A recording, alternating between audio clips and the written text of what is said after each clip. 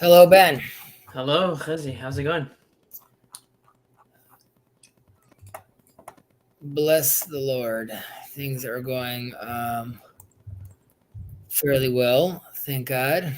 How do you work with the clients? How is work with the clients?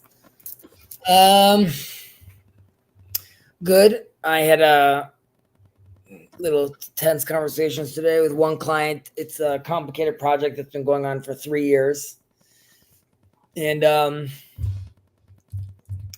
we did not get a lot of headway because of the client permits and changing stuff and doing things. And we had to have a call of a restructuring, asking for more money, which is never fun. He handled it fairly well. He asks a lot of questions, which is fine. But I sort of explained to him that when I take on projects, like I didn't think when I took on your project 3 years ago that we're like now there's like many years left to do it. Like I'll be finishing this project like into my 40s.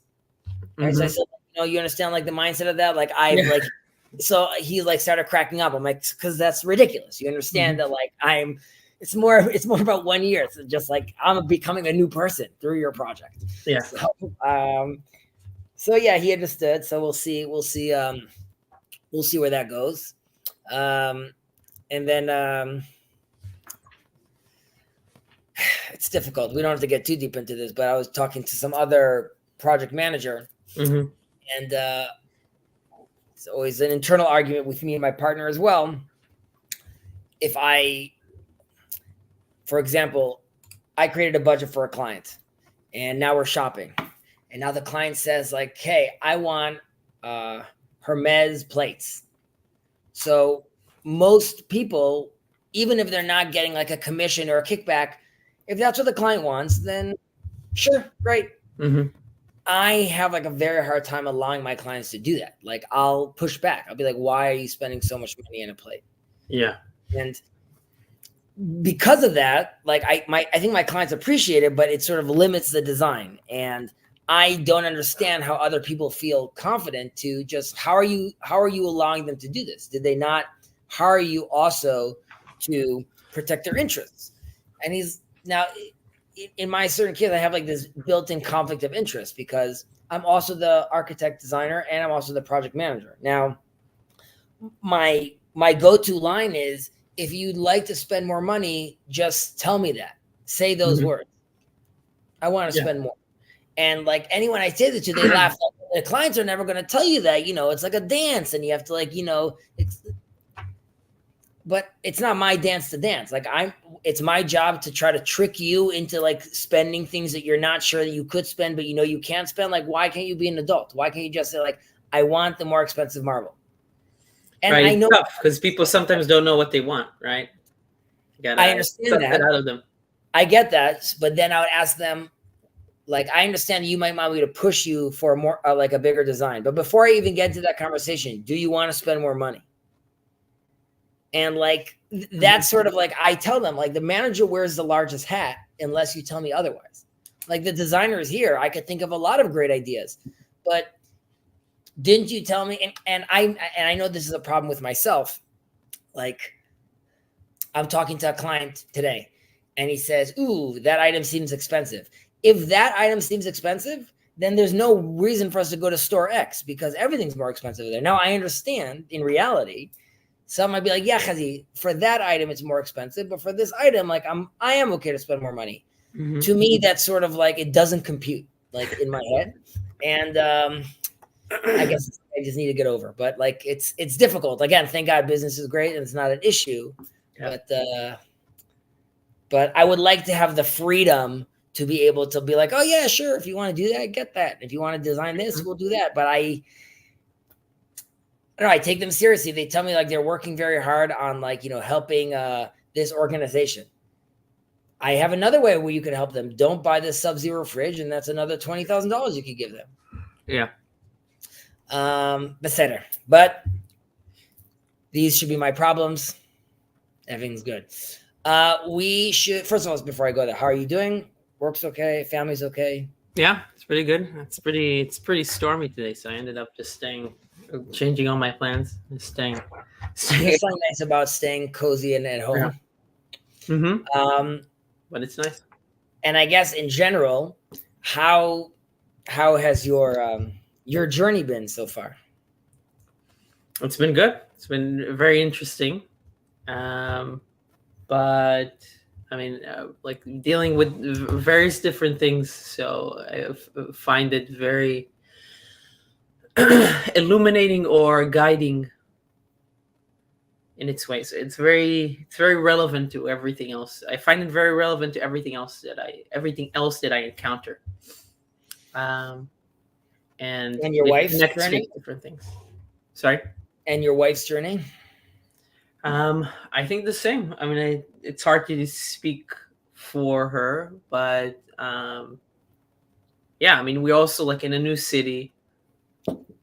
So, we're trying to find our own community. So doing that within the prism, within the focus that we have on doing something that's more closer also to Judaism connects in a way or focuses that, but it's all kind of like the same kind of like effort and challenge. But it's been good. I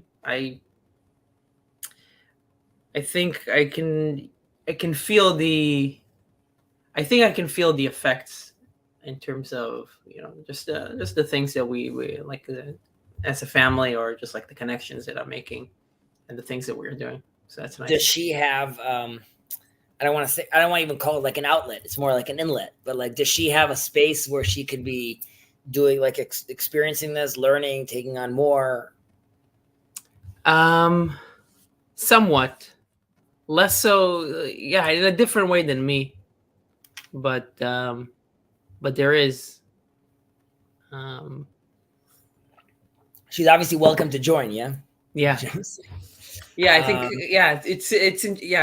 people have different ways that they connect to these things, and different things that they find motivating.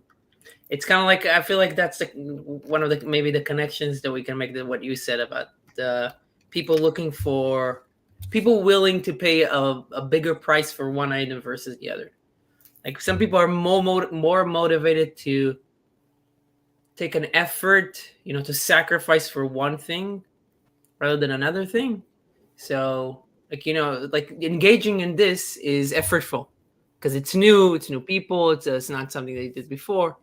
So I feel like, for me, I might be more motivated to do this. For her, she might have other channels she might want to go into, or she does go into, but she's more motivated there. So she's willing kind of like to do that more. Well, the offer still stands that if she'd want to do something more specifically tailored to her, I'll be glad to do so. But I totally understand if she's looking for different cats. Just as a side note, I don't know if you were aware of Pnei Halacha by Rav Melamed. Pnei Halacha? I don't think so. So Pnei Halacha is a fantastic series of book. There's something called the Shulchan Aruch, which is like a famous, right? And then there's a Kitzur Shulchan Aruch, which became like the small version that people had in their house.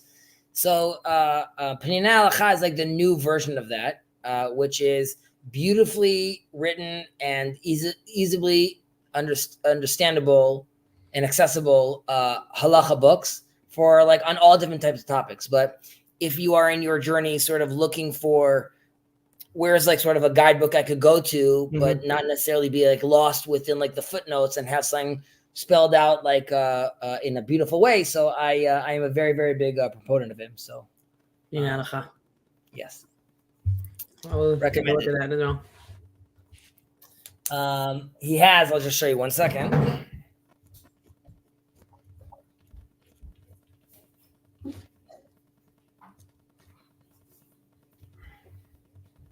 So it looks like this. This would be like a classic one, right? This is like Shabbos A, and it has like Hachanot Shabbat, Hadlakat Nerot, Zmanei Shabbat, Kiddush, Seudah, Torah, Tefillah, gives like the whole thing aside. Yeah. And he also has this, which is like just gives you like a whole breakdown of the whole Jewish like tradition, basically. Yeah. and also written very beautifully. Again, recommended. There's many of them. I have like a whole set for my kids. There's like one that's like with like cartoons and stuff, which I think actually, I don't know, it's not racist, but like, I guess the way they draw Asians over there is like sort of racist. It's okay. Okay. So,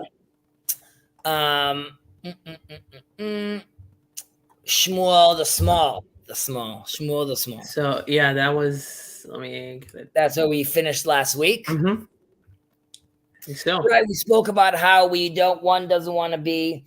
We spoke about the difference. What's the word in English over here between rejoicing and being gladdened, and how one when one falls, you could be glad, but you can't be happy because glad is temporary.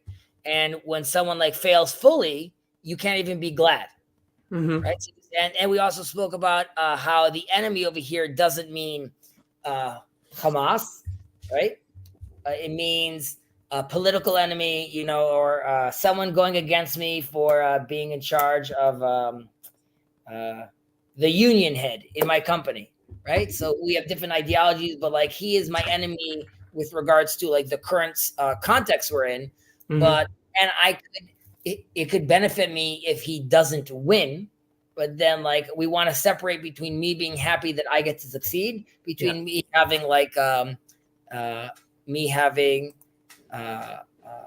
animosity towards him, a personal dislike to him, right? So we want to differentiate between two of those things.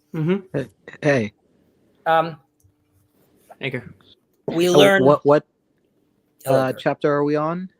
We are moving on to Kaf, which is number 20, and we're just doing a small little of chapter 4 in the Mishnah. Chapter 4, Mishnah 20. Do I have to put my cam on like this, or? No, you don't have to have your cam on, Kirk. Yeah, today weather was really bad, so the schools around my region in Mississippi are canceled. They're having like a storm. Yeah, Ben is telling me about the storm as well. Here in Israel, it was a beautiful day, even though it's clearly winter. Having said that, due to the unique situation Israel's in and the war Israel's in, it is actually doing very well that there's no rain, so the soldiers don't have to fight in the mud or be cold. So I hope God continues to bless Israel with what it needs agriculturally, and I hope that on the other hand, on the field, we're also successful. Okay, let's scroll down to number 20. Could I read this one, or? Sure, take it away, buddy. I can't read Hebrew, but can I just read the English? So I'll read the Hebrew, and then you'll read it in English, all right? Okay. Elisha ben Avuya Omer, halomed Torah, ילד למה הוא דומה. לדיו כתובה על נייר חדש, והלומד תורה זקן למה הוא דומה, לדיו כתובה על נייר מחוק. רבי יוסי בר יהודה איש כפר הבבלי אומר, הלומד תורה מן הקטנים למה הוא דומה, לאוכל ענבים כהות ושותה יין מגיתו, והלומד תורה מן הזקנים למה הוא דומה, לאוכל ענבים בשולות ושותה יין ישן. That's a long one. רבי מאיר אומר, אל תסתכן בקנקן, אלא במה שיש בו. יש קנקן חדש מלא ישן, וישן שאפילו חדש אין בו. Kirk, so you'll read through it once, and then we'll break it down through because this is a long one, through the three different sections. Go ahead. Elisha, the son of Avuya, would say, one who learns Torah in his childhood, what is this comparable to? To ink inscribed on fresh paper. One who learns Torah in his old age, what is this comparable to? To ink inscribed on erased paper. Well, let's start there. We'll continue going into the next one. Okay, so we've mentioned this. Yeah, Kirk. I think the point here is that if you absorb wisdom at a younger age, it is like you are, I guess, like you're fresh off the press, so ink inscribed on erased paper. So I suppose the idea is, if you learn Torah at an old age, you as the paper of your mind, your paper could survive all the previous writings and all the erasings, and now like new wisdom. Right. So we'll break that down now. First, let's just give some context for who we're dealing with over here. We're dealing with Elisha ben Avuya, Elisha son of Avuya, which we've spoken about many times before, but it's always good. We always come about it from different perspectives. Mm-hmm. So we'll focus on Elisha ben Avuya specifically for a second, famously known as Acher, the other. It's a very tragic story, of course, what happened to him.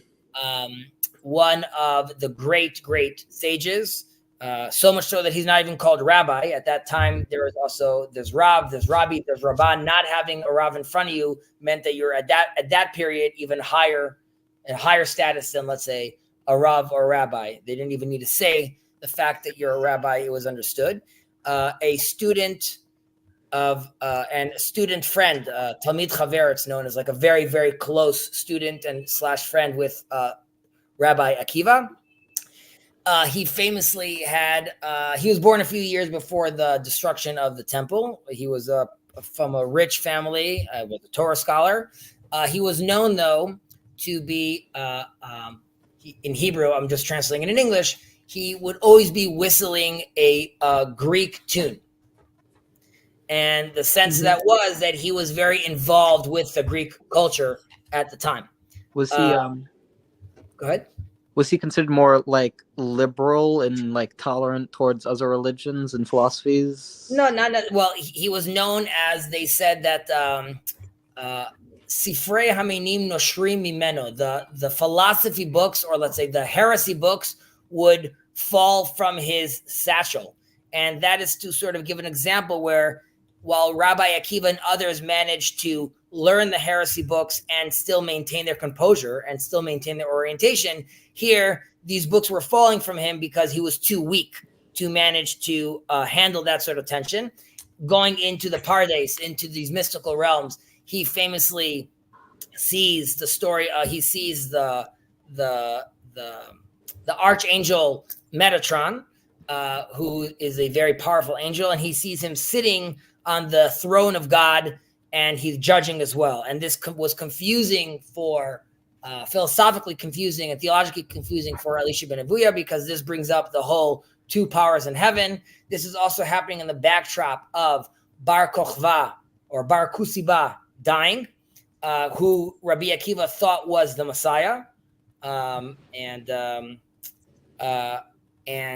this also was very detrimental to the theology of Elisha ben Avuya. After this happened, he was extremely upset about this. So much so, he decides to leave Judaism, and he helps the Romans chase the Jews. So he was definitely hated for a while. As he got older, he sort of made his way back into Judaism. A famous student of his was, Rabbi Meir, was a very big student of his. He had opportunities in his conversations with Rabbi Meir to repent. However, he said that he heard from behind the curtain, behind the pargod in the heavens, that he can never repent. He's gone too far. And when he dies, the Gemara gives us a story that he was in limbo, and his grave was smoking. And the rabbis of that time saved him by praying for God to remove him from limbo and accept him in the world, into the world to come. Sure. I didn't know Jews believed in limbo. It's not like a place called limbo. The point was that he wasn't in hell and he wasn't in heaven. He was like sort of stuck. Hence he was, and this is sort of very apropos to what we're reading over here. Seemingly he would believe into this line we see over here that that the one who is in old age is comparable to ink inscribed on erased paper, right? So we'll explain what that means, but in a certain way, Elisha ben Avuya saw himself that way, which is once the paper has been used too many times, there's no repenting at that point. Whether that's true or not, we'll get into, but maybe that's even hinting to why we're reading it over here. Right, like the so that means in terms of the Dio al Niyar Machuk, it's it's less pure, or it's less. It's harder to tell what it is. So we'll jump into that now. I'll just end with it's a personal tidbit because my in-laws have a place up there up north near Kfar Chitim. That's where the tradition is that he's buried. Even though at the same place we also have a tradition that Jethro is buried, or the way the Arabs call him, Nabi Shuaib. This is up north in Israel. Okay, so that's the character we're dealing with, Elisha ben Avuya. Very, very interesting guy. And he tells us that we're talking about Halomet Torah, right? Yeled lema hu domeh lejo katuv al niyar chadash, ve'halomet Torah zaken lema hu domeh lejo katuv al niyar machuk.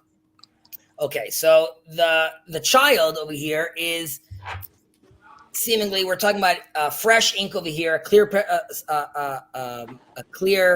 pad of paper over here. So the ideas make sense. You know what I mean? It's very fresh. It's very clear what things are being written down. There's room on the page for many ideas, for novel ideas, right? It's a new page. So this is very exciting. And what's more important, there's still no wrong ideas on the page that need to be forgotten or crossed out, right? So seemingly we're saying like, this is fantastic. Let's start fresh, right? We use these terminology all the time. Let's start fresh in the morning. Let's open up a new pad of paper, right? So we're giving ourselves sort of a clean slate. And on clean slates, there's room for potential. On the flip side, we have the senior citizen over here, and we're saying the used paper is already used. It's not clear. There isn't more room on the paper itself. One is that it's not clear because I've written a lot of things. Number two, it's not clear because it's very hard for me to write on top of the typos, right? If you imagine yourself writing on a page that you've already written on many times, there's already indentations with your pen, right? So now as I'm writing, I could skip a note, it could jump. So it's not allowing me to in this analogy, move from point A to B smoothly, okay? And like I said, again, this is why he thought he couldn't necessarily repent, because maybe he saw himself as a used piece of paper. Right. It's like people saying, I know too much. Like when they tell you, why don't you why don't you come back? It's like, I know too much. I can't do that. I know too much. Exactly. I've seen too much. I can't go back to that innocence of youth, so to speak. Right. But the innocence of youth, at least in this portion, we're saying that's ideal. Right. And the innocence of youth, I could explore, I could learn. There's rooms to make mistakes and still have room on the page. So, okay. So that's understandable. Let's now, Kirk, if you would oblige us reading. I'll read it. Yeah. In English. Rabbi Yossi, the son of Judah of Kfar Habavli, would say, one who learns Torah from youngsters, whom is he comparable to? To one who eats unripe grapes and drinks unfermented wine from the press. One who learns Torah from the old, whom is he comparable to? To one who eats ripened grapes and drinks aged wine. Okay, so first, Yossi Habavli, it's just a family joke. Like I have many cousins, so I have like Chezi HaYerushalmi, Natan HaShamroni. So we all used our names because he was known from this place, Kfar Bavel, which actually, historically speaking, we're not really sure where that is in Israel, Kfar Bavli. Like, I don't know if it was named because like it had a certain name, or more probably because there were many people from Babylon living there in that neighborhood. So it was known as Kfar Habavli. And this is like a little before Judah the Prince, right? So this is before we're writing the Mishnah down. That's his context. Is there anything else interesting about Yossi Habavli? Not that I recall. Okay, so here we have seemingly a different opinion, right? Because we just said earlier, the youngsters rock, the senior citizens less so. And here we have, what are you talking about, Chezi? The grapes, they didn't ripen yet, right? Which obviously the analogy is very clear. The wine, was maybe it was squeezed out. Like we said over here, it's not unfermented, right? We still don't have all the wine characteristics that we're looking for, right? The smell of oak, and it was sitting inside a burnt, casket for 17 years. And also, it's very palpable when we say it's not sweet, right? So like it still hasn't reached its full potential. So there could be a brilliant child, right? but there's no life experience. The words he's saying, we don't know if they even map onto reality yet. Yeah. They come with less gravitas when they're coming from a child. So, and there's obviously quite reasonable why you would be cautious taking advice from someone very young. And on the flip side, of course, sorry, you were going to say something, Kirk? Well, for instance, this is one of the reasons why I believe that there's many halakhic opinions which say that young people who are like under the age of 40, for example, should not learn Kabbalah. Like, you are correct. However, their minds are not developed enough to understand it. You are correct. Do you know how old the Ari, was when he died? I think like 55 or something. 38. Right? So he's 38 when he dies, and yet he is the game changer as far as with regards to Kabbalah. An old soul. I believe it was the Shach who said it. You should be 40. No, I agree with you, and we're also going to touch upon that. My point is just I don't agree with it. I'm just saying that's like an opinion many people have. That is, without a doubt, that is the written opinion. Let's look at this. One of my kids' marbles rolling on the floor, and it's driving me crazy. Where is it? My point was that even the people that spearheaded Kabbalah in modern times, relatively speaking, they themselves weren't even 40. So it could be perhaps what we're saying over here. It's less about the specific age and more about the mindset. But we'll see this in a minute. We already see this tension building up because we started with Elisha ben Avuya telling us one thing, and now we already see Rav Yossi is contradicting this, right? So the older person is deep, rich, tasting Torah, right? Tried and true. Much better blends. If we're continuing with like this wine conversation over here, it's been fermented longer. It's 18 years old. It's fantastic Scotch, right? So these are things that we could understand. These are things that, like we said, they have stood the test of time. So there's a sense which is like this makes a lot more sense to go with the older Torah scholar over here over the child. And we have to understand why we have this contradiction over here. And we could say that when one is, because it could be both, right? Which is in classic Chazal style.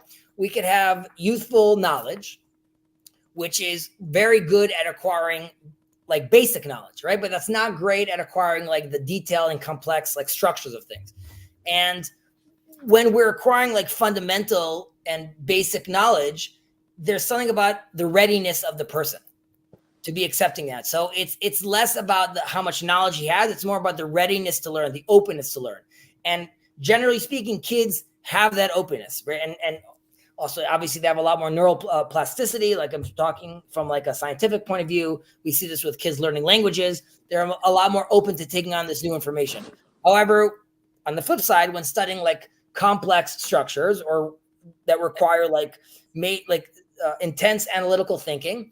So here it requires someone that possesses more tools to deal with this, more accuracy, which usually is going to mean someone that is older as well. Mm-hmm.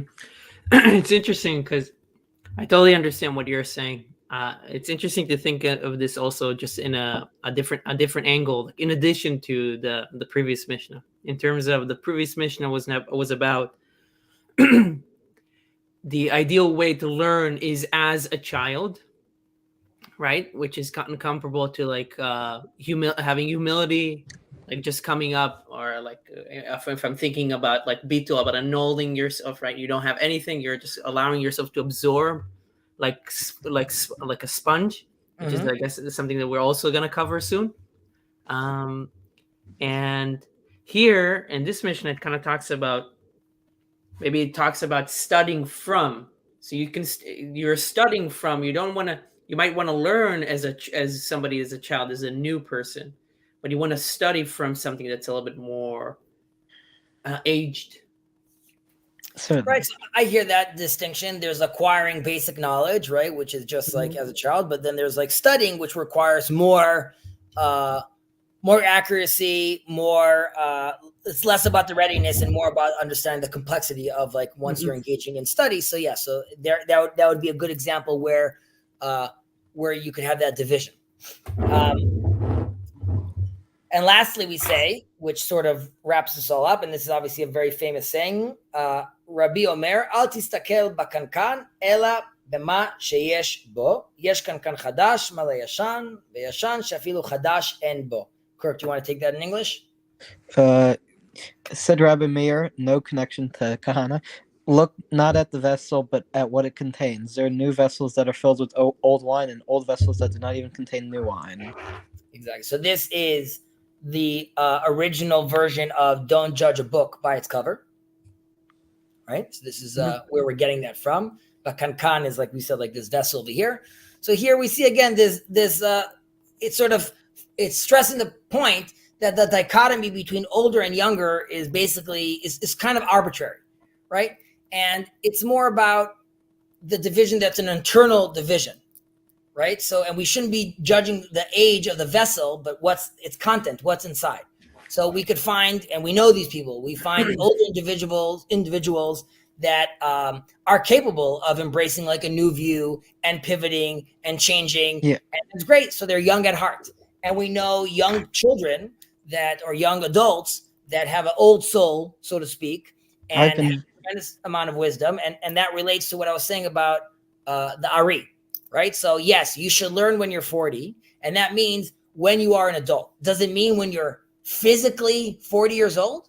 Maybe not. Maybe it means like when you are 30 years old, but we know that the individual here can handle that because he is mature. 40 is there to symbolize maturity and is there and definitely in earlier times is also there as a warning sign, right? Also, people didn't necessarily live that long. So that's like later on in your life. The point was do this later on when you're older. So it's less about 40 exactly, but more about when internally you are wise enough or mature enough.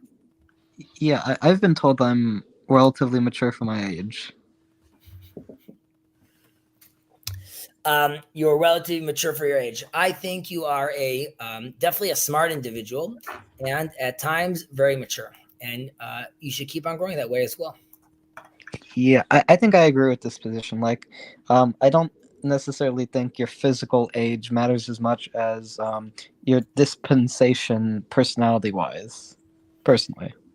Agreed. However, I would say with regards to Kabbalah, but to many other things, right? Like you could be the most mature person in the world, Kirk, right? However, I would say if you told me like I want to study Kabbalah, I would say, but before studying Kabbalah, it would be important to understand the dynamic of husband and wife and father and mother. And that's nothing to do with wisdom. That's just not, you haven't been in that context yet. So there could be the most brilliant man. I'm not going to trust him right now about flying the plane because he's just not aware of any of those scenarios. So while someone could be very mature and engage in conversations such as this, like even in this little corner, one still has to recognize his limitations, whether they be intellectual or whether they be experiential. I mean, I recognize my limitations, and I think everybody should. I think as long as you have a grounding with wise teachers, I don't necessarily believe you should be so restrictive in what you explore in life. You should just do so. You should tread carefully. You might read, like you just said, you're going to have your teachers. So obviously, vadai, that's great. But if while you're doing your own thing that one Wednesday afternoon, you might read something and misinterpret or misunderstand, and due to the lack of experience, you might have a knee-jerk reaction to say like, "Oh, I think it means X." Again, my point is everyone should judge ultimately for himself, and obviously, when learning very deep and complicated things, one should of course attempt to get advice and guidance from the relevant rabbis. Hala, number 21. Rabbi Eliezer HaKapor would say, envy, lust. Rabbi Eliezer HaKapor would say, envy, lust, and honor drive a man from the world. Rabbi Elazar HaKapar אומר, הקנאה והתאווה והכבוד מוציאים את האדם מן העולם. Okay, always these tense sentences. Mishnah's Rabbi Eliezer Kafar, he lived up north. I'm embarrassed for not remembering this right now. I can't remember if it's in Gamla or if it's in Katsrin, but in one of these sites which tourists could go to, they actually found this this rock, this stone from the study hall of, it says, Beit Midrash of Rabbi Eliezer Kapar. So Really? it's very cool that we found this stuff. But I can't remember if it's in the old Katsrin synagogue or if it was in Gamla, which is nearby, but they're both up north. And kafar, hakafar is not like what we said earlier, kfar being village. Hakafar here, I believe, means like he was into tarring, I think. Into what? Tar. One second. Tar? No, I could be wrong. Is there hakafar? Is there? Hakafar.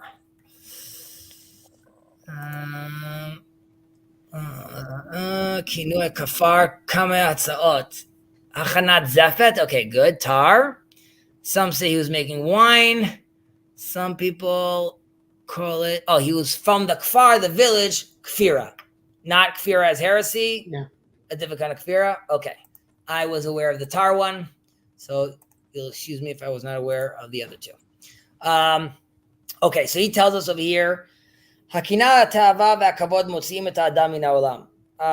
So off the bat, we could see like there's like our gradation over here, which some have correlated with our stages in life, right? As children, young children, we are sort of overwhelmed by jealousy, generally speaking.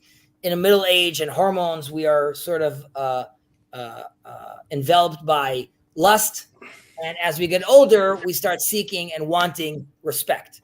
However, let's try to dive in specifically to all these three.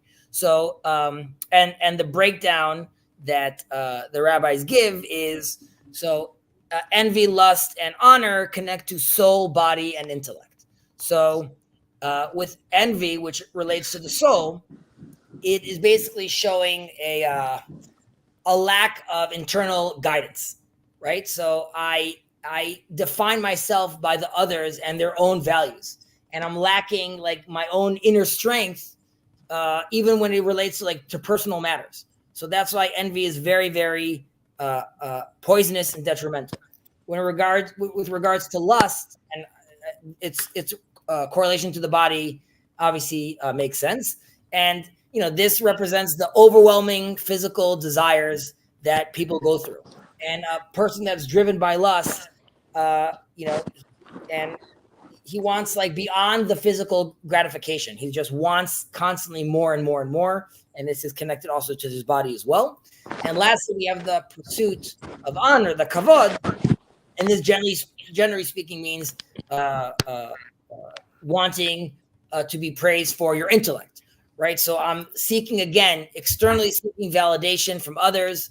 And this is a sign of distorted wisdom, right? If I need to be validated by others, if I need others to recognize my wisdom, this is obviously a power. And yeah, go ahead, Kirk.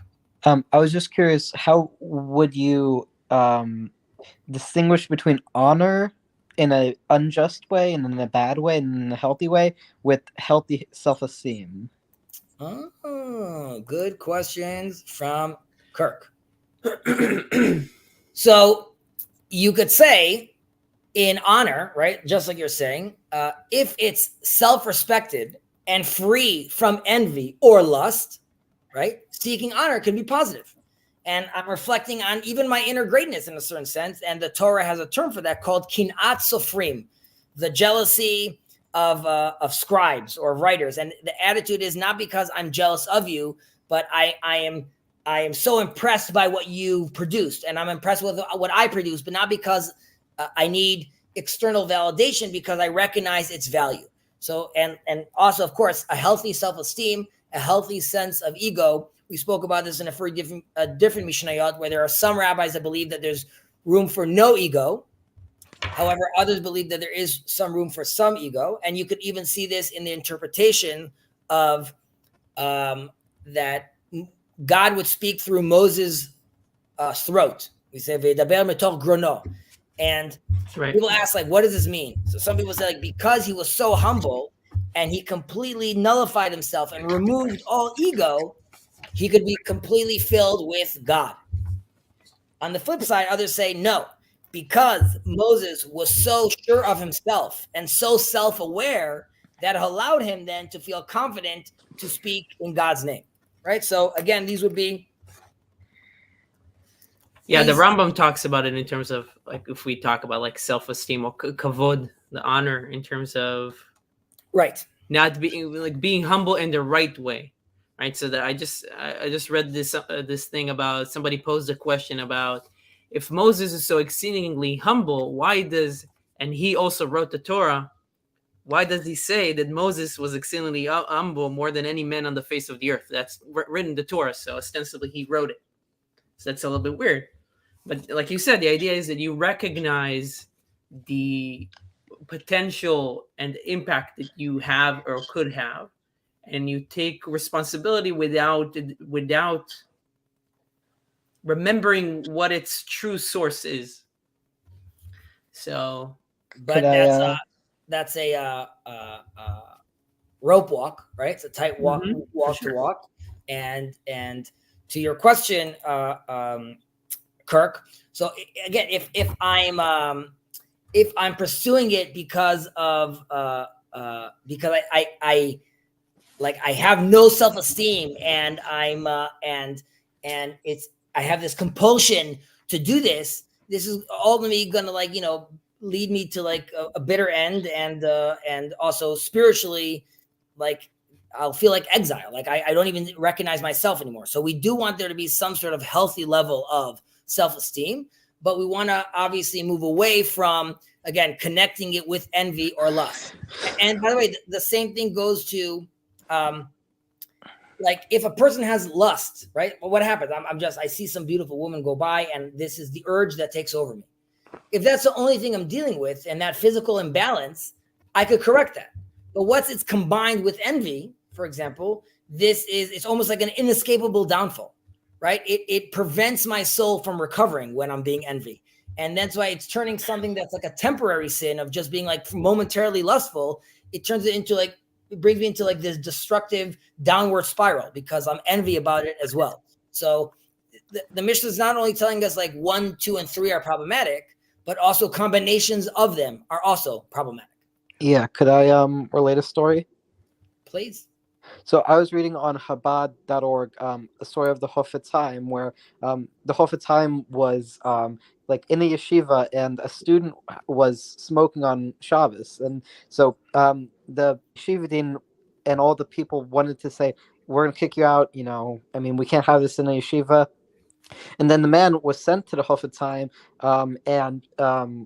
with the pack of cigarettes, and the Chofetz Chaim was just crying all over the man's hands. And one of the things the story relates is that man would never violate Shabbos again, because he was upset that such a great man would have disappointment in him. In that sense, what I'm trying to relate to that story is that the Chofetz Chaim, he wasn't envious of him, but rather he was he recognized his greatness and wanted to live up to his standards.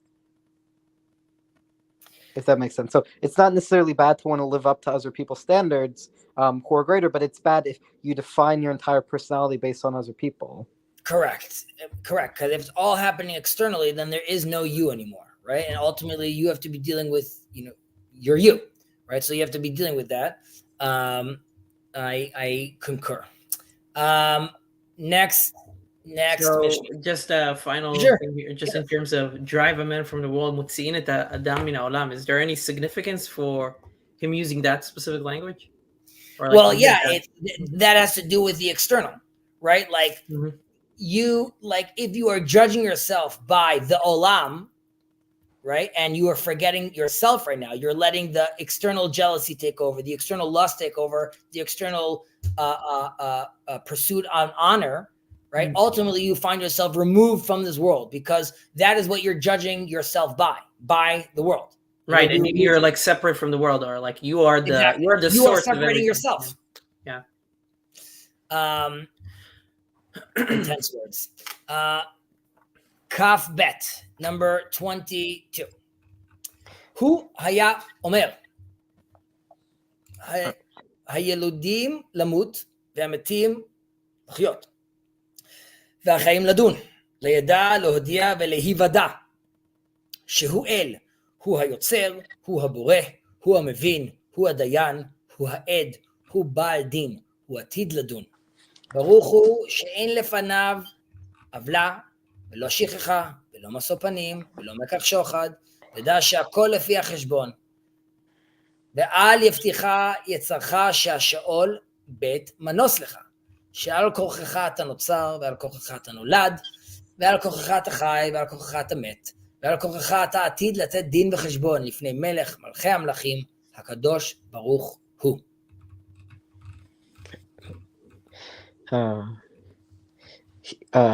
Okay, he would also say, those who are born will die.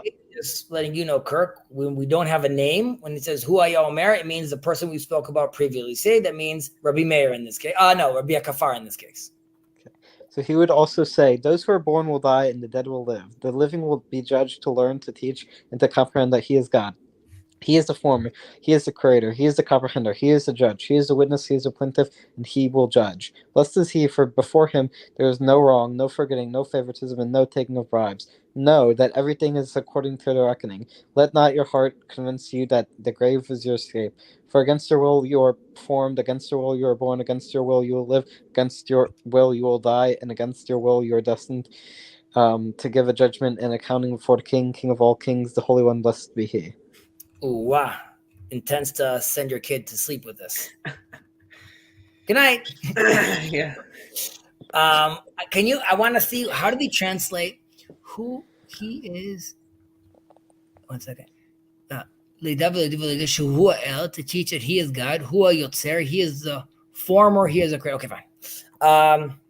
Former. Yeah, Kirk. Well, one of the interesting things, and this is, I don't know how relevant this is, but I actually did hear that there are some scientists who predict that we'll actually be able to beat death one day through CRISPR, because if CRISPR can regenerate cells, we might be able to reverse aging. Now, I don't know if this is true, but I heard this from some scientists.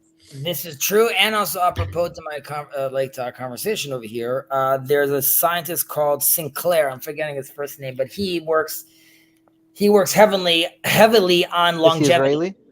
No. He's, I think, Australian. He's been on the Lex Friedman Project's podcast, I think, twice, and he was on Joe Rogan, I think, once. But they've managed to reverse aging in mice. They managed to reverse blindness in mice, and he has all these different kinds of stuff. But he's working hard on longevity. I think he believes that we're going to be living in a 40-year-old body till around 150, 160 years old, or something like that. So all eventually die. So this would seem obvious, but there's a deeper sense that the Mishnah is, of course, trying to reach it over here. Maybe not. I'm sorry? I mean, from a scientific perspective, if we could reverse aging, maybe not. Well, I'm saying let's where we are right now. Yeah. Right now, seemingly all die, but this is more of a philosophical question, which is entropy versus complexity, right? So is this something that are we destined to just crumble eventually, and that's the way of the world? Or do things get more complex and eventually we could, like you just said, with CRISPR, we move on to this place where there's no death. And that really brings us to the next line, which is V'hametim la'achayot, right? And this is in a certain sense letting us know that the dead will rise, as we believe as Jewish people. And it's also sort of letting us know, we all know the story of the Garden of Eden and the two trees. And, they say quickly, make sure they don't eat from the tree of life, because then they won't die. And it almost is like telling us in a sort of backhanded way that perhaps death was never natural, right? This is something that we could have avoided and potentially still can. And we learn this in a deep sense from the first words of the Bible, Bereshit bara Elohim. Right? So if we believe that God started the creation, then we also believe he has a plan for the end of the creation, right? It doesn't end with just the lights out. However, there's a deep sense over here where we're trying to see, is this something that we could one day avoid, more than just that we get there's Tchiat HaMetim, there's the resurrection, but is this a sign that we could potentially beat because it's not natural to us? The Maharal famously said, using the pasuk Somech Hashem lechol hanoflim, right, that God is the stability. All who fall lean on him, basically. So in a sense, he's saying, yes, it's entropy. We all fall. We're all destined to fall. However, and that happens naturally. However, God keeps us up, right? God, in his loving intervention, is keeping us up constantly. Yes, go ahead, Kirk. Who's the Maharal? Who is the Maharal? Is that what you ask? Yeah. The Maharal is the famous Maharal Prague, Rav Yehuda Lau, son of Betzalel. And he is, there's the famous story of him making the golem of Prague. My father was in a synagogue and managed to find some like ancient, from like the 1400s, some like Maimonides edition that he brought home. He's very proud of that, even though in retrospect he could have been arrested. But he's a cowboy. So yeah, he's definitely a heavy hitter. Interesting rabbi. So Kabbalist. Yes. And he was over 40. I think he was over 40. Yeah. So okay. So we spoke about that little philosophical divide.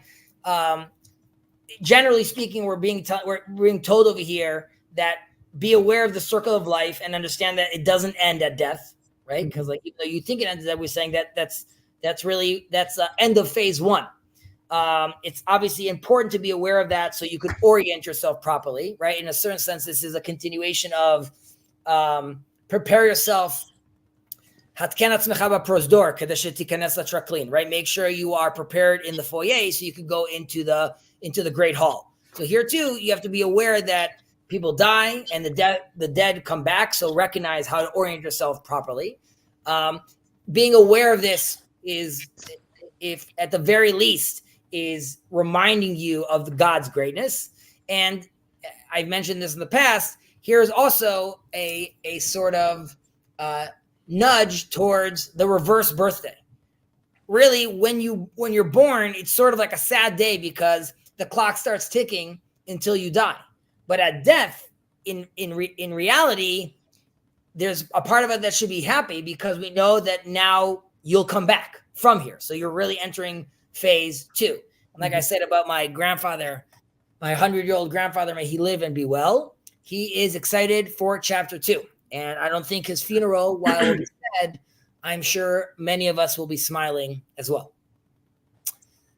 V'chaim lidon, and life will be judged, right? We're told that now, we'll be told this again. So here too, there's a certain sense, which is, what does that even mean that our life, we're going to be judged?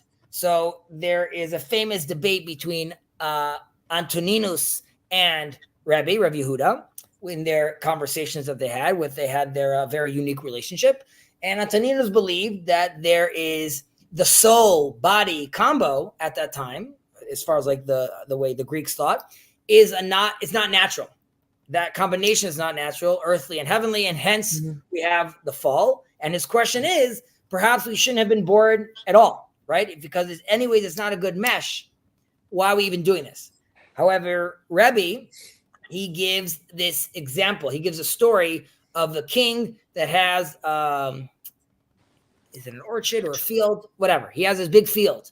And the guards of this field are a blind man and a handicapped person, a gimp. He doesn't have his legs. And though they're both watching over the garden, and they both steal.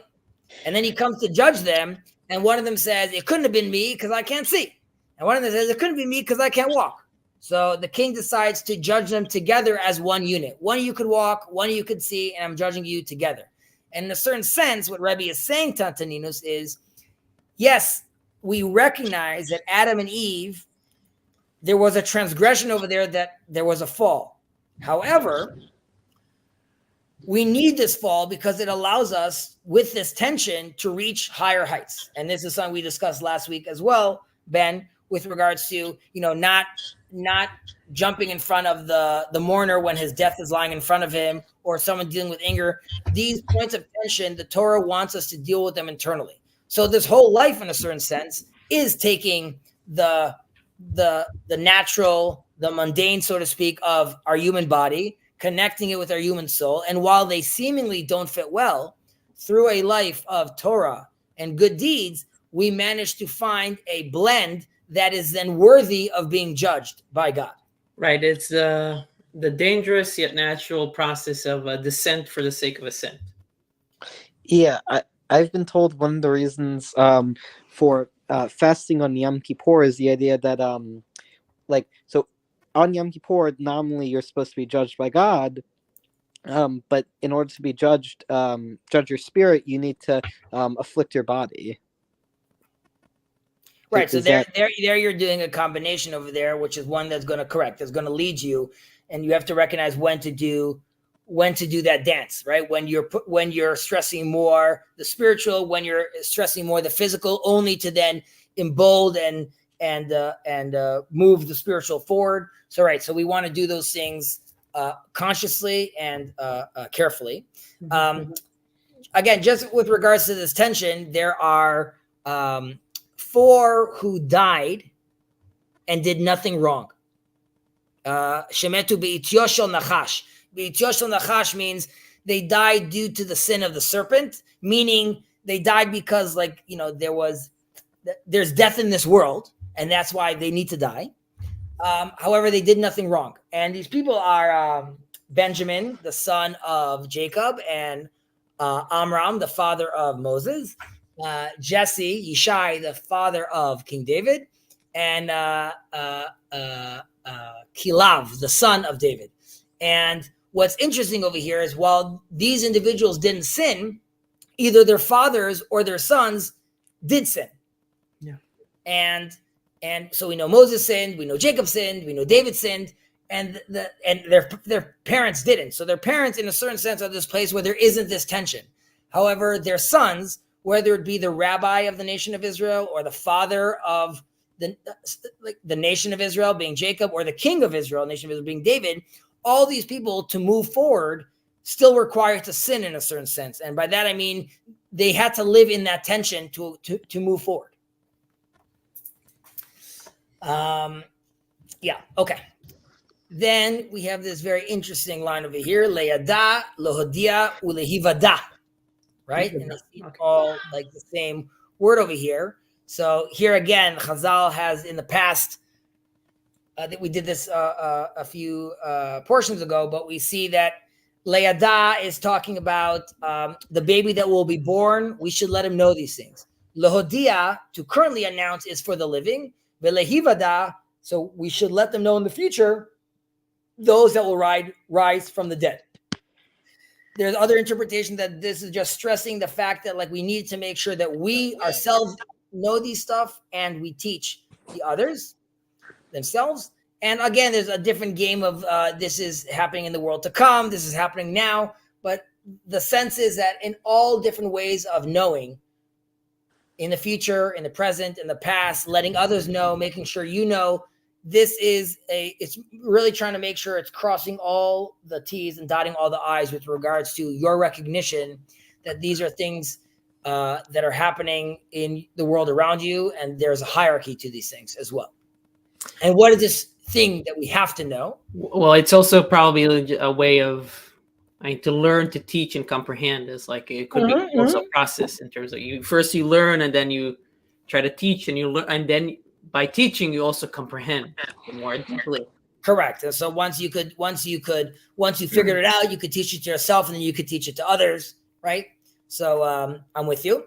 And the thing that we need to be teaching, the thing the Mishnah is stressing that we need to be teaching is Shehu El, Hu Yotzer, Hu Boreh, Hu Mavinu, Adayan, Hu Ed, Hu Bal, Hu Adayan, Hu Atid Ladun.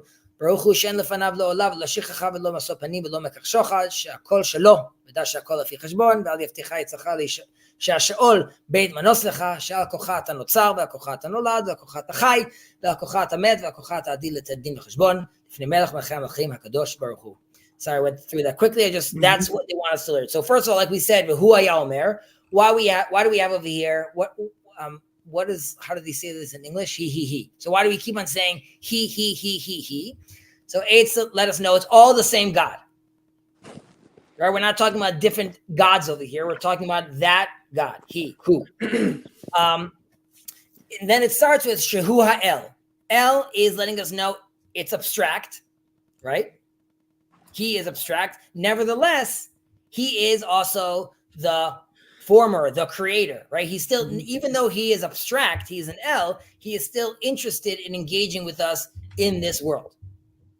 And then it's curious over here, that's why I asked to see how it's English, the difference between Hayotzer veHaboreh. And in English, it's he is the former and he is the creator.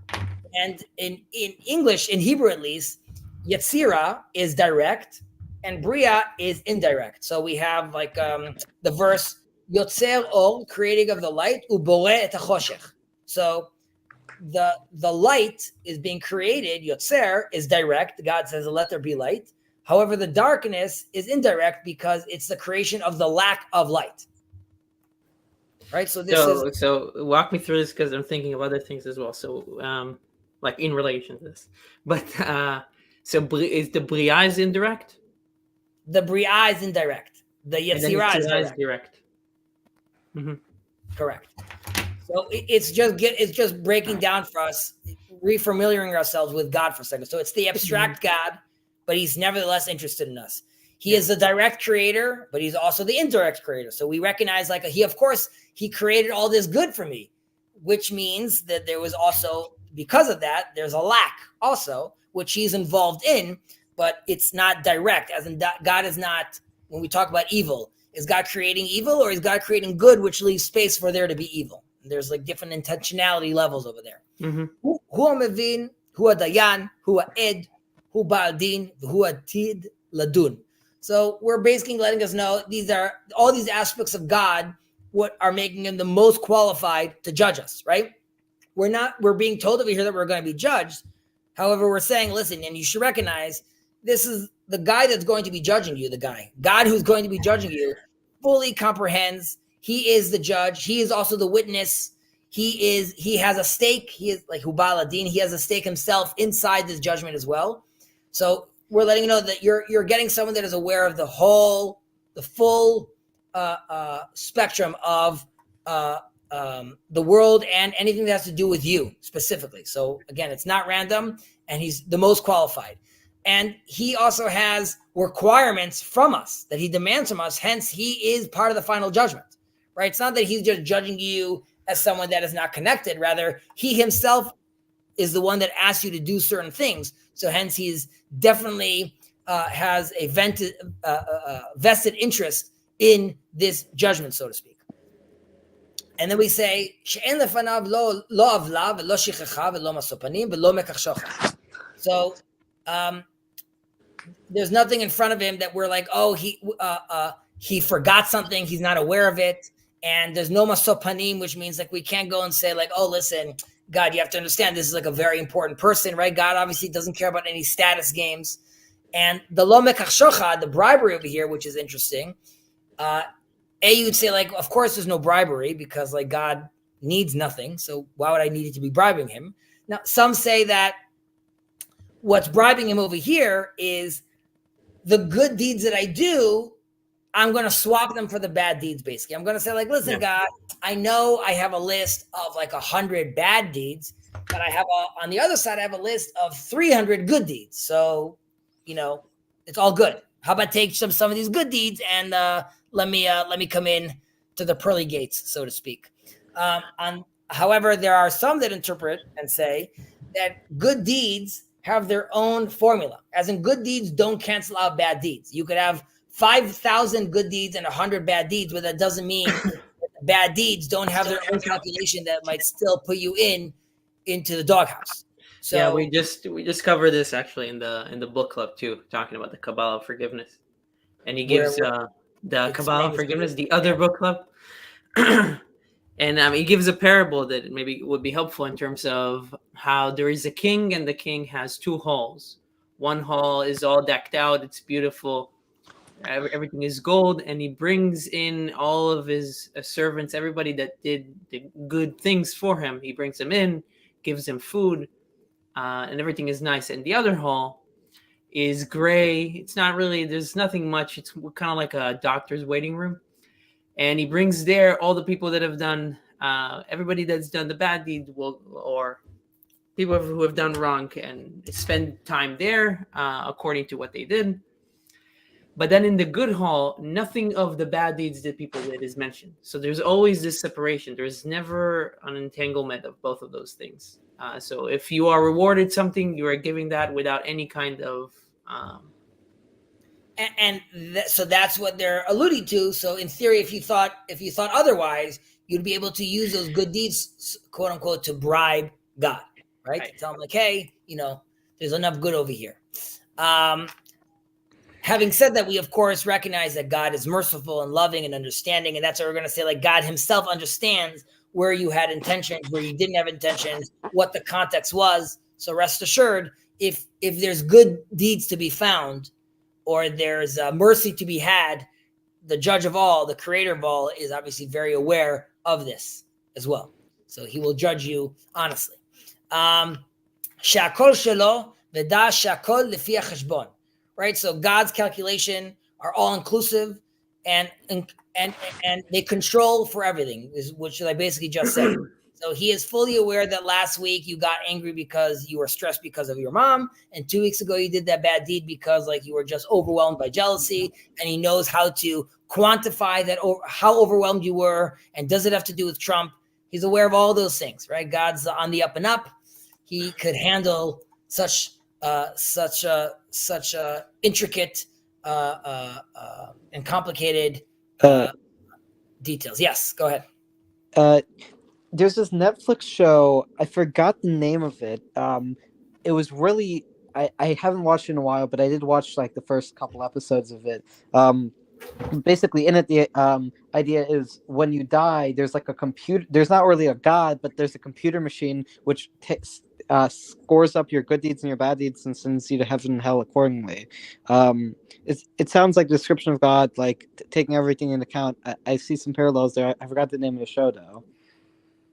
The Good Life? Yeah, that's what I'm talking about. Right, so God by us does it a little differently. Okay. This is very interesting. Beit manos lecha. How is it said in English? Let not your heart convince you that the grave is your escape. Right. Okay. So the grave is your escape. So this is to let you know that death isn't the end, basically. Mm-hmm. And this goes back to what we said earlier. So you could be thinking listen, I was a bad dude, but now once I close my eyes, it's over. And at least there'll be the eternal rest. And God says there isn't an eternal rest. Don't assume at least then I could clock out. There's going to be a talking to as well. So it's interesting because it sort of lets you into the head of, let's say, the wicked or the despaired, right? That they'll feel at the very least I have death waiting for me. Right, and it also kind of speaks to, connects to what was said before. It was He will judge. So this is part of the judgment as well. Right, and what we said earlier, recognize that the ones that died, and that's why it's sort of, right, for my grandfather in this case, don't assume oh, now I could finally rest, right? Not only should you in your sense be excited or nervous, just you're entering phase 2. Right. Phase 2 doesn't end at death. And then we're finish off with this very intense line, right? That we're basically saying over here, that we'll read this in English. that for against your will you are formed, against your will you are born, against your will you live, against your will you will die, and against your will you are destined to give judgment and accounting before the King of all kings, the Holy One, blessed be He. Right? So we've spoken about Hakol Tzafui V'Rashut Natuna. Right? So everything's known, but yet we still have some wiggle room in the joints. But this is, while there's choice for a lot of our actions in our life, right? A lot of our life is thrusted upon us. Right. And we have to realize that judgment is part of that game and it can't be escaped, right? You can't decide to be like, oh, I really tried really hard. I used my free will in the best way and I got out of this. There's no escaping this judgment. And judgment doesn't mean, like we said, something bad. Judgment means allowing us to move on. It allows us to connect soul and body. It allows us to get to reach super high heights, but we need to be seen for what we've done. And in a certain sense, it seems unfair, right? I wasn't asked to be born and now I'm here right now. And yes, I know you're giving me some wiggle room, but like my color of my eyes, how tall I'm going to be, and yes, in CRISPR, we'll see, maybe I'll be able to choose more of those stuff. But right now, all of these things were thrusted upon me. There is a discussion with the rabbis in Chazal that talks about how, after the first 40 days, that's when like life really begins, because that's sort of when the nerves start coming into play. However, we should ask, like, what about insemination, right? Like, why is that not the beginning? And Chazal says that God asks all creations before He brings them into this world. He asks them, do they want to come? Now, I don't know. We could depend on that. Like, I don't remember being asked, so to speak, but we'll use this analogy just because of the army. By the way, Ben, were you in the army? Yeah, where were you? Within Sadeh. Okay. Oh, look at you, fancy guy. Okay. Field intelligence is it's a big deal. So I'm a paratrooper. I'm sure you've known paratroopers who in the army, we call them sneffim. And they are all, I got to go into the paratroopers. I want to be in the paratroopers. This is what I want. This is what I'm working for. Since I'm in high school, he's doing this is what he wants. And then he gets into the paratroopers. But then when he's standing on the precipice, like on the plane about to jump off, suddenly he's like, well, I'm nervous, right? Like, do you remember all those calls about, I want to be here, I want to be here, I want to be here, I want to be here? So in a certain sense, we don't really remember at that time where we said we want to be the paratrooper. We want to be involved. Our soul's saying we want to be here. Having said that, once we're standing on the plane and we're looking down, it seems like we had no choice, or it seems like how do we get to this position? Right. So obviously, once we remind ourselves that of all these things that we just read right now, of who God is, how judgment works, what He's expecting from us, and the previous things we said about preparing yourself in the foyer, it means the little, so to speak, free will that you do have, you should take it very seriously and use it with care, because all the other things have been controlled for. So God is telling you, like, here within the limited choice you have, these are the best routes towards me. Yes, Kirk. The floor is. What I was going to ask is, so this week's Torah portion is Shemot. It's the beginning of the book of Exodus. But one of the interesting things, what we just read. Yes, this last Shabbat. And so one of the interesting questions I have to ask is, from what I said, Judaism does believe that basically you can repent for any sin, but how is that reconciled with the fact that God hardened Pharaoh's heart? Young Kirk asking such deep questions. Yeah, that's a big question. First of all, who said Pharaoh existed? No, he existed. So the answer that I will give you now, there's other answers, but I hope this will suffice. We also talk about it, Kirk, on the last book club. So you can, if you want to look it up on this channel, you can look it up. It's on Jacob's channel. You can look at the last book club, and we touch on it for a good 20 minutes at least. So there's some, I don't like this answer, that say like he was so evil and the evil are considered dead and he didn't have to give him free will anymore. That's not the God I'm playing with personally. There's another interpretation which I like more, which is, let's imagine this for a second, Kirk. I go to you right now and I tell you, Kirk, give me all your money. Will you do it? Depends. You have a gun or no? Okay. Right now, I said, give me all your money. Will you do it? No. Okay. Now I have a gun aimed at your family members. Give me all your money. Will you do it? Yes. Right. Did you want to do it or you were forced to do so? I was forced to do so. Right. Now, what if, in this case, God is saying, Pharaoh, let my people go. And we know Pharaoh said, hell no. Then God says, guess what? Your whole population is dying, whether it's famine or boils or whatever it is. So Pharaoh is terrified and he says, sure, let them go. But God says, you know what, Pharaoh? I love you so much. I'm going to return your free will as if you're not scared of me. I'm going to let you always go back to what you really feel. Because if I'm changing the laws of nature, it's not fair anymore. You can no longer have free will. You're too intimidated by me. And I want to return your free will. So hardening his heart was, in a certain sense, bringing his free will back to origin point. Right. Hard meaning whether it's his original intent or the intent that God put there. You can look at it from both. Well, if it's the intent that got put there, then you're going into like murky waters. I think probably, yeah. Right. Yeah. And even so, first one sort of gets God out. God is actually returning him free will. Mm-hmm. If you want to go to the different route, which is God is removing his free will, then that comes into an understanding of the moves that Pharaoh was doing, basically ended him up in that position. As in, once you already took the Israelites and tried to kill the firstborn and enslave them, you sort of forfeited that right in a certain sense, not because you can't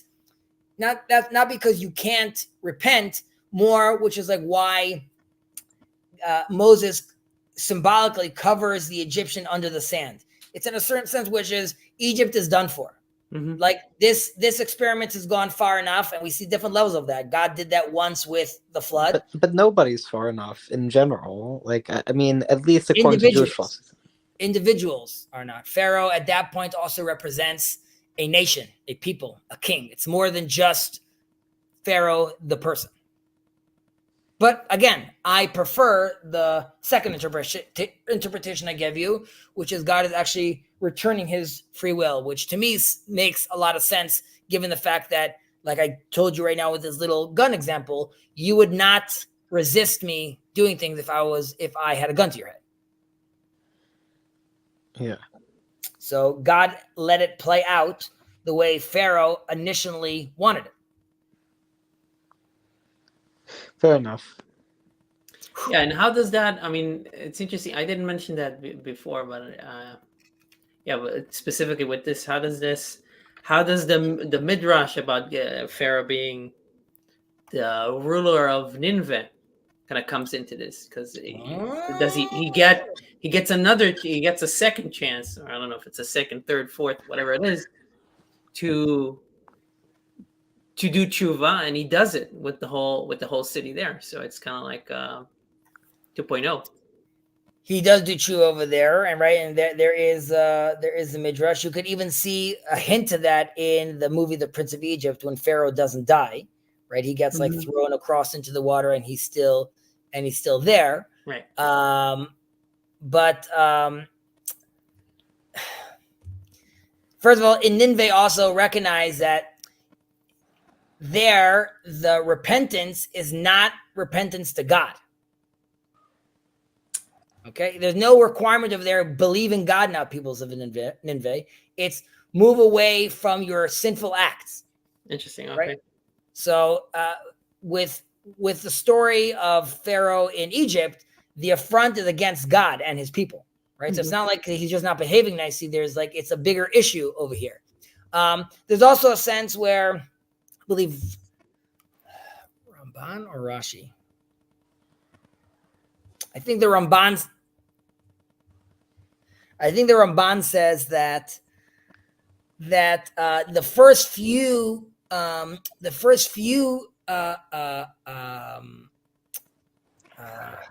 plagues, he is not hardening his heart yet, and only later on does it happen.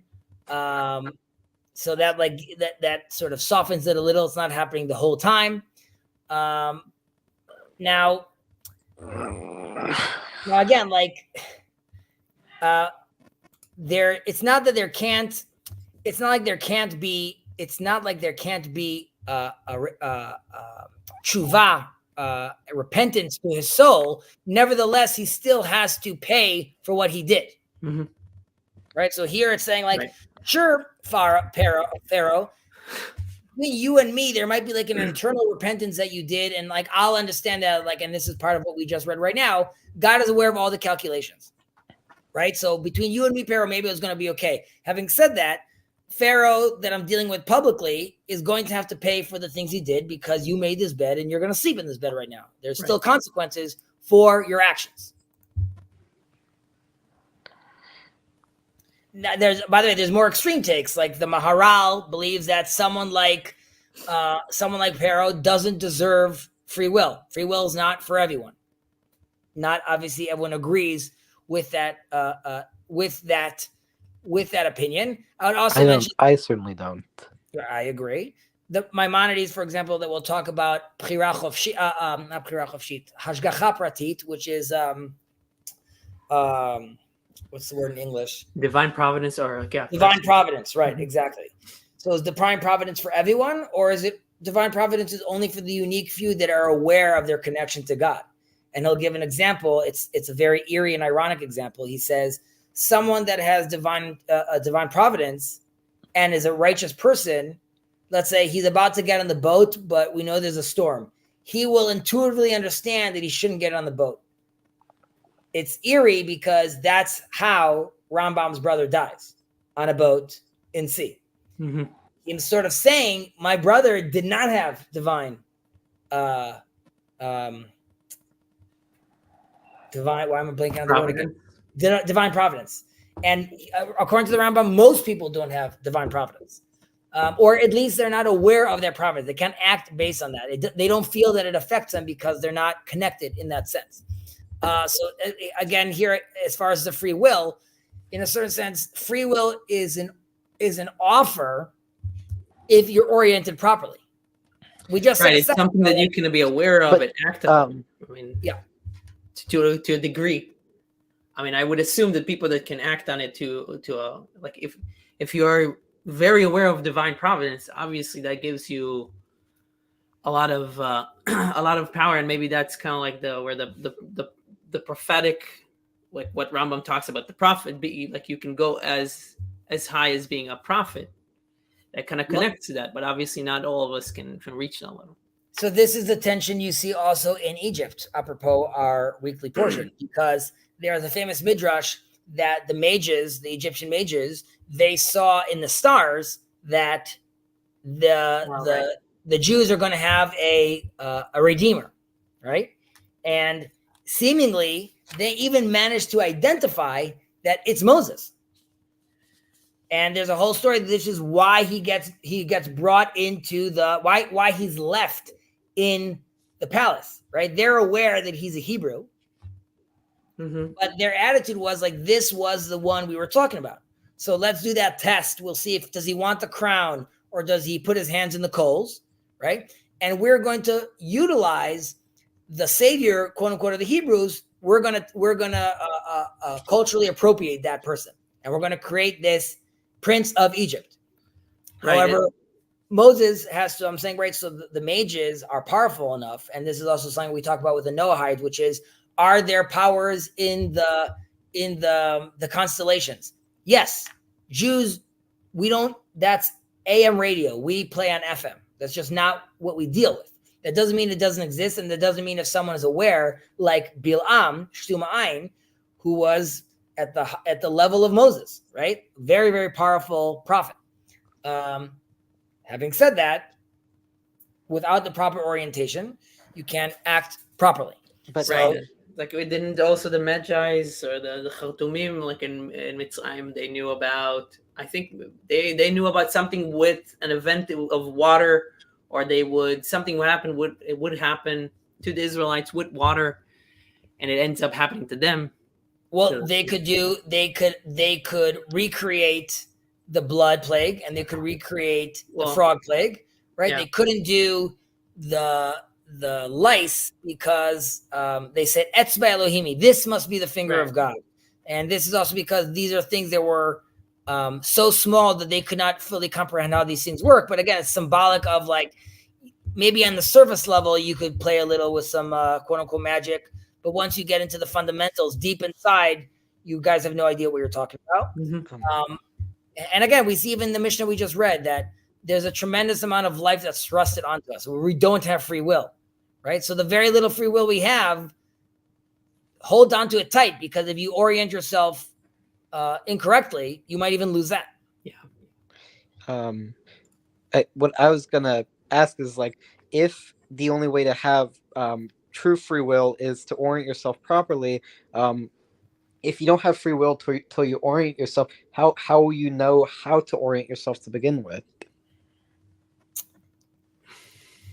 Hence we go to, can you scroll up for a second, Ben? A little higher. Okay, now scroll down. Scroll down. Okay. That's why what we need to do is leyadea, lehodia, ulehivada. We must learn, to teach, and comprehend.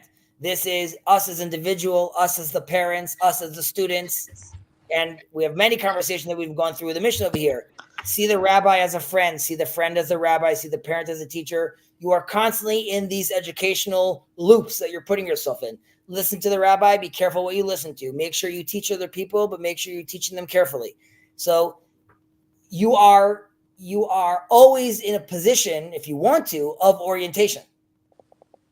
It's almost like resuscitation, or like when somebody's not, they're dying and they need like a zap. A defibrillator. Yeah, this is always a defibrillator that you can go into, and it will bring you back to life. It will awaken you. I mean, hence the protection from the meaning crisis. At the end of the day, we're very fortunate. Awakening, right? Yeah. Well, and I know there's like the TLC and the Thinky Talky, but if you take a step back, that is the world of the Jews. Thinky Talky all day long, all the time, about what you're learning, and like look how intense this is. Do you think do you think your friends in school are reading verses where they need to be comprehending the idea of to know, to comprehend, to teach, to learn, free will, ethics? No, they're not walking around learning this. But yet, as a Jew, you are required to constantly da lifnei mi ata omed, know who are you standing in front of.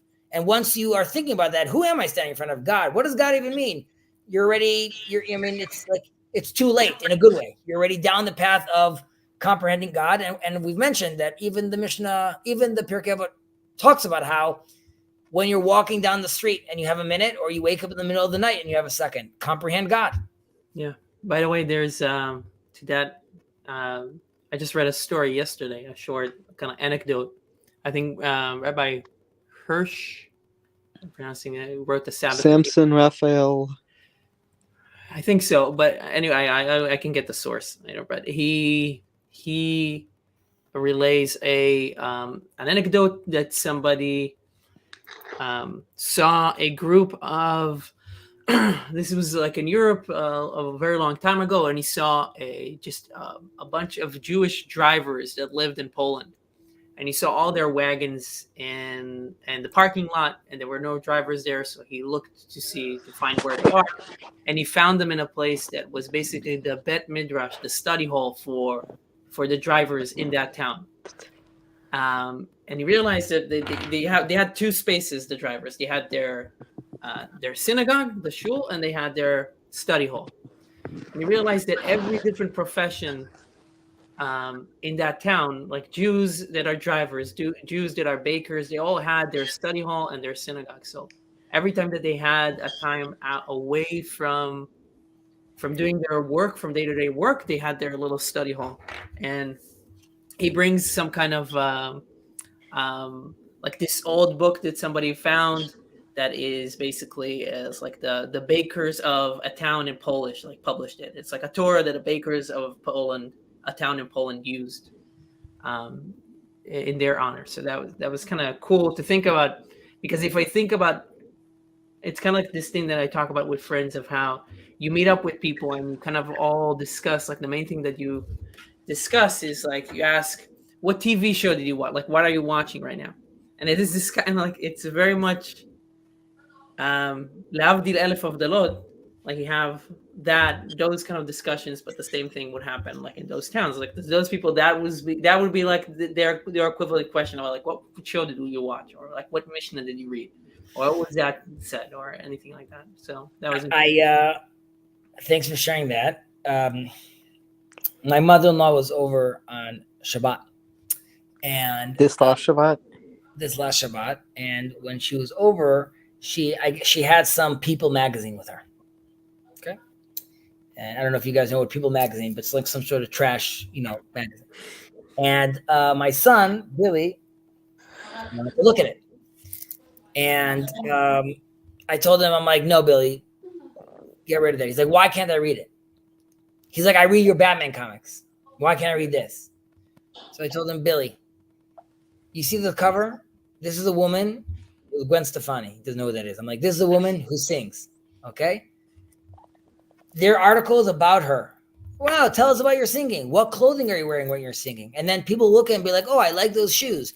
And then because people read it, they have commercials of like, here's your dog food. Do you understand that all of this is nothing? It's nonsense. It means nothing. I'm like, all the books you have, like those are things that are worth reading. I'm like, if there's something worth reading over here, I would tell you to read it. Like the Batman stuff, I could tell you why there's something to read over there. I'm like, this is Zevel, right? So I just took it and I threw it out because, and my mother-in-law had like this face of like, well, okay, I guess. But like my point was, it wasn't like a judgment of her. It's like, that is not the world I'm raising my son in. That doesn't mean him and I can't watch Wall-E and laugh. That doesn't mean we can't go to the pool and swim. It just means that when we come out of the pool and we're going to eat something, of course, you're going to make a bracha because you're going to orient yourself immediately. Like, yes, I'm swimming and I'm having the time of my life, creator of the universe. So I'm going to be thankful for that. And when I'm interacting, I have that in mind. And I'm not thinking about the nonsense of like what shoes Gwen Stefani were wearing. By the way, they were amazing. No, I don't know what shoes she was wearing. So, yeah, like you were saying about what Netflix thing they're watching. So, Kirk, I ask you, think for a second what your friends are talking about. And it doesn't mean like you don't have a friend that talks about politics. So that means like it's a deep friend. Are your friends contemplating existence? Are they? And by the way, you're 16 years old. I would say your job is also to be 16 years old, right? You don't have to be like out there like a prophet going around just studying scrolls all day. However, you're old enough to know if you want to if you say like, I'm mature for my age, or you want to have a conversation about like, should I read Kabbalah? If you're still interested in, let's say, like some show that you're like binging the 4th season, then you're not ready for it yet because like you're still. No, I don't watch cable or anything. No judgment. Fun though. My point being is just to recognize like even like what's Jewish fun, right? We talk about this over here. Like Judaism and Chazal appreciate humor, but they don't want humor. I'm forgetting the word again. Like it's late sanut. They don't want it like with clowning around and that's all your life. Like Chazal is not for you becoming a comedian.